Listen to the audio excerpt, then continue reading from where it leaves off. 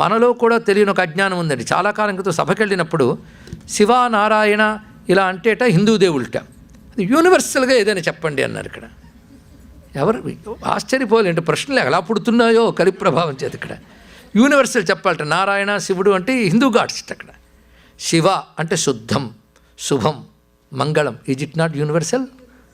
నారాయణం సర్వజీవులకు ఆధారమైనది. చూడండి ఇక్కడ సర్వజీవులకు ఏది ఆధారం అది నారాయణం. యూనివర్సల్ ఉన్నా కదా. హిందూ మతంలో చెప్పబడ్డ ప్రతి దేవతానామం యూనివర్సల్ అయిన పరమాత్మ గురించి చెప్తున్నాడు. ఆ మాట చెప్పలేక ఓ నారాయణ అంటే తప్పు, విష్ణు అంటే తప్పు. ఏమిటండి రామ అంటే ఆనంద స్వరూపం. నీకు ఆనందం అక్కర్లే?